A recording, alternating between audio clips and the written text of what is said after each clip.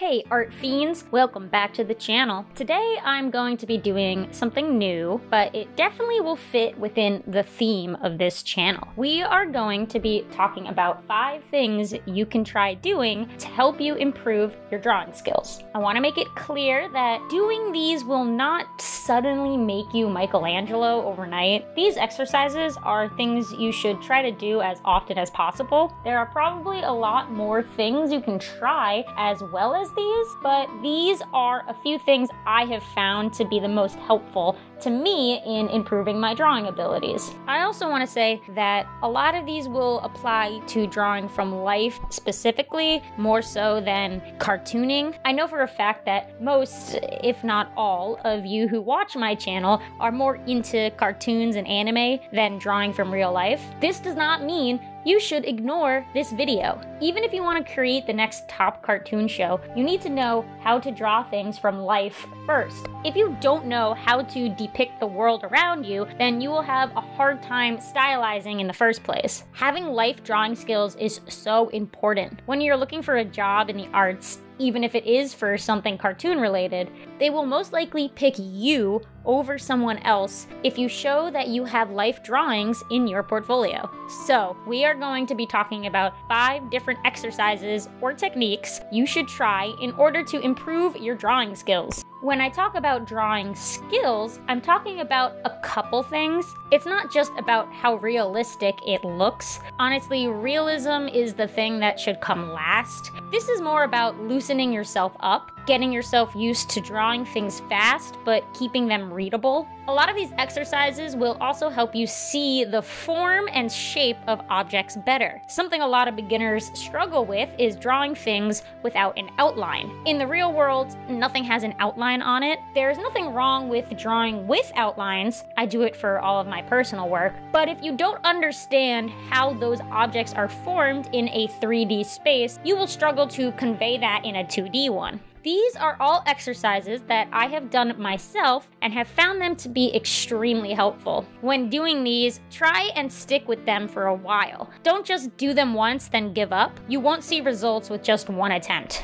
Just like you can't learn to play an instrument after playing it only once, drawing works in the same way. So, let's start talking about these 5 drawing exercises you should try to help improve your drawing skills.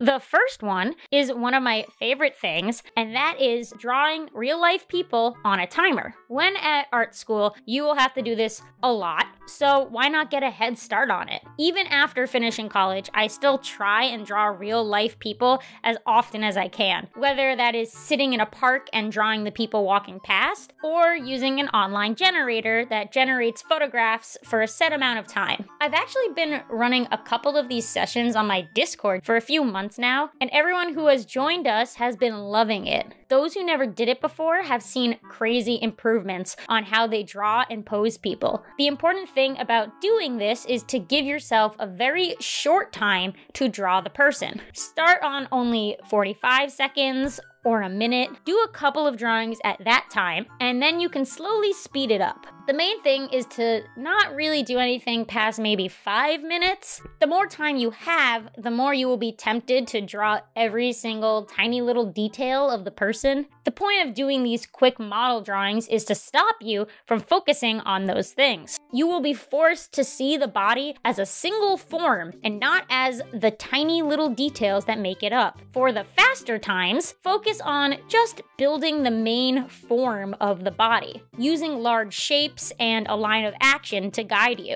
As you get to the 2 minutes or the 5-minute one, you should still start with that basic form of the body that you had in the shorter times. However, you will also have time to build out the rest of the body as well. If you are doing this in real life and not from photographs, then you will really have a short amount of time to draw people, as they may be in motion. I will leave a link below to an online generator that I use if you can't do this in person. person but still want to try. You can also join my Discord, also linked below, and join us when we do the group sessions together. I do want to state that the most helpful way to do this is to do it with nude models. I know a lot of you are very young, so if you aren't comfortable with that, that is okay, and you can use clothed models instead. Just be aware, clothes will block a lot of the form of the body, especially baggy clothes and drapery. If you want the most out of this, try it with a nude model. You need to know what's going on underneath the clothes first before you can try and drape fabric over it. This next one is more of a general thing you should try whenever you're drawing, and that is to never erase. I like to joke that pencils are for quitters, and while I'm not being serious at all, I am also telling a bit of truth. I started to draw with only cheap ballpoint pens in my sketchbooks towards the end of my time at college. As soon as I started doing this, I saw how much more loose my drawings were getting. Something I see a lot of young artists doing is trying to have every single thing they draw be absolutely perfect. As my professors would say, you need to fail to succeed. You should be making 20 nasty drawings for that one perfect one. The idea that you have to be perfect at all times is extremely damaging. Next time you go to doodle in your sketchbook, pull out a pen instead of a pencil. If you start to learn to live with your mistakes, you will be able to spot them a lot faster. This also gets you to not care so much about every line being the most beautiful thing in the world. The amount of nasty drawings I have is insane. But those drawings are the ones that helped me the most in becoming loose with the work I make.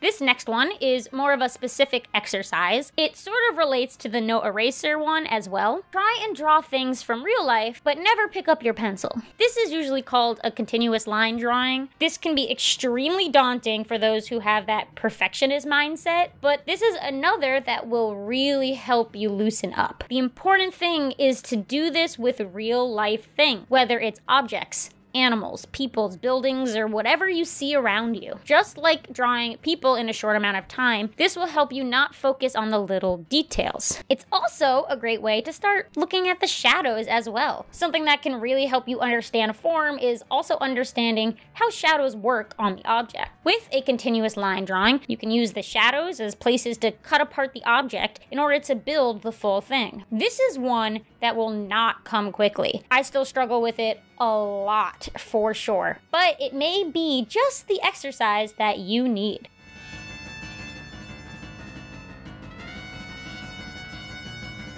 This next one is one that you may need very specific drawing tools for if you are drawing traditionally. This exercise is to draw with white on black. This is the flip of the usual, which would be drawing black on white. If you are working traditionally, there's a few ways you can do this. You can buy a sketchbook, or you can get a sketchbook with paper that is black or gray and a bunch of white pencils, or one of my favorite types of pencils, which is a Conte pencil, which is what I am using to draw in this video. Another thing you can try, if you don't have black paper, is to color in an entire page black, preferably with charcoal, since this will make it much faster. You can then draw with your eraser, erasing out the black that you filled in. If you are working digital, you just make a black canvas and use a white brush to draw on it. Though tedious, this exercise may be one of the most important ones. This will get you thinking about light and dark and everything in between, more so than anything else. Understanding how lighting works is something that is so important to improving your drawing skills. If you try to build the form of whatever you are looking at with shadows instead of with an outline, you will gain a better understanding of how it works in a 3D space. Drawing with white on black specifically will help you understand how lighting works. When doing this, try and draw something with extreme lighting. Try turning on a flashlight, even the one on your phone, and aiming it right at your subject to create a harsh lighting. This one may be hard to do if you don't have the materials, but if you do have the means to do it, I highly recommend.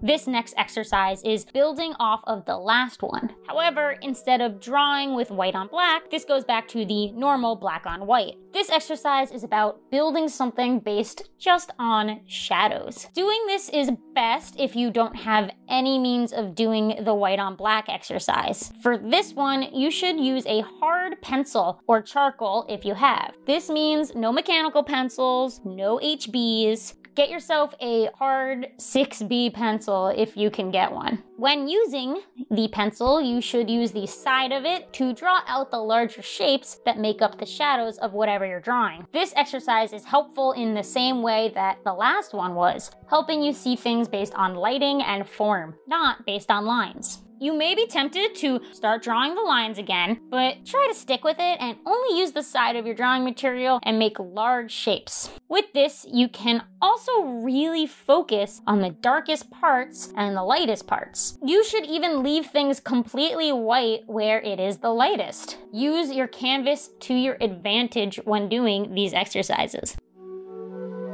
Well, that makes 5 drawing exercises you should do to help improve your drawing skills. Like I said at the start, do not expect results immediately. The point of doing these practice things is to build up your muscle memory as well as your library of skills. There is no such thing as going backwards. You can only get better the more you work at it. Getting better at drawing is just like any other skill. The more you work at it, the more you will improve. I hope you try out at least one of these exercises. I find the best time to do these is when you're feeling like you're in a rut with your personal work. Taking time to just draw some random things that have no meaning can be really nice and get you to take a step back from whatever is stressing you out and remind you that you don't need to be making only masterpieces every time you sit down to draw. If you try these out and want to share what you make with me, follow me on Twitter at PM Animation, which is linked below. Feel free to @ me and show me what you've made. Also, let me know if these exercises were helpful for you in the comments below.